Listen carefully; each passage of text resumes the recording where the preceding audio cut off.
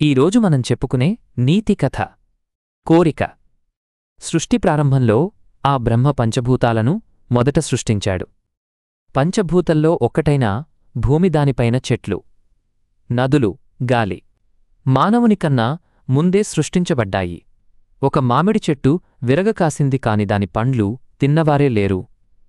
ఆ నీరు వృధాగా సముద్రంలోకి పోతోంది.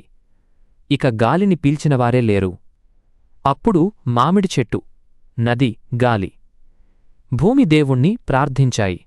తమ పండ్లు, నీరు, గాలి అన్నీ వృధా అవుతున్నాయి, కాబట్టి వీటిని అనుభవించేవాడిని పుట్టించమని కోరుకున్నాయి. అవి వ్యర్థమవడం తమకు ఇష్టం లేదని అవి వేడుకున్నాయి. దేవుడు సరేనన్నాడు. మానవుణ్ణి పుట్టించాడు. అతడు వాటన్నింటినీ అనుభవించసాగాడు. ఇలా కొన్ని ఏండ్లు గడిచాయి. ఇలా ఉండగా మామిడి చెట్టు, నది, గాలి, భూమి తిరిగి దేవుణ్ణి ప్రార్థించాయి. దేవుడు ప్రత్యక్షమై ఏమి కావాలని అడిగాడు. అప్పుడు మామిడి చెట్టు, ఈ మానవుడు మాకు అక్కరలేదు. అతడు మా ఫలాలు తిని మా నీడ అనుభవించి మమ్మల్నే భూమిపై లేకుండా చేస్తున్నాడు. మేముపేక్షిస్తే కొన్నాళ్లకు మా జాతే అంతరించే ప్రమాదం ఉంది. ఇతని నుండి మమ్మల్ని కాపాడండి అని అంది. వెంటనే నది మాట్లాడుతూ, మా నీటికి ఆనకట్టలు కట్టి మానవుడు తమ స్వార్థానికి ఉపయోగించుకోవడమే కాకుండా మాలో పరిశ్రమల్లోని వ్యర్థ కాలుష్య పదార్థాలను కలిపి అపవిత్రం చేయుచున్నాడు.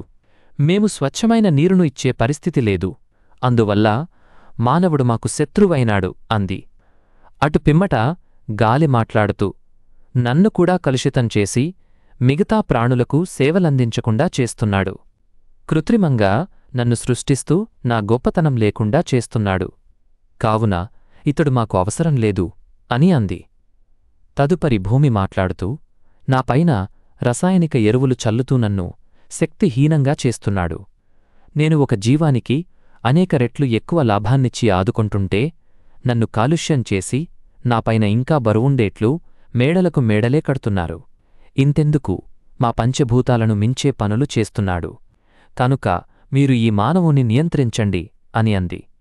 అప్పుడే అక్కడకు వచ్చిన పశువులు మా బిడ్డకిచ్చే పాలు తాను పిండుకొని త్రాగుతూ వాటిని ఆకలితో మలమలా మాడేలా చేస్తున్నాడు. అతని స్వార్థానికి అంతులేకుండా ఉంది. ఎలాగైనా మీరు మరొక అవతారం ఎత్తి మమ్మల్ని కాపాడండి అని వేడుకున్నాయి. అప్పుడు దేవుడు, చూశారా, మీరు అతడి మంచిని కోరుకుంటే ఈ మానవుని వల్ల మీకు చెడే జరిగింది. అతడి కొరకై నేను మరొక అవతారం ఎత్తే పనిలేదు. అతడు తనకు తానే శత్రువుగా మారి హతుడవుతాడు. త్వరలో మీ కోరిక నెరవేరే రోజు వస్తుంది. అంతవరకు ఈ బాధలు మీకు తప్పవు. కనుక ఓపిక పట్టండి అని చెప్పి అంతర్ధానమైనాడు. నీతి: సమస్య పరిష్కారానికి ఓపిక అవసరం.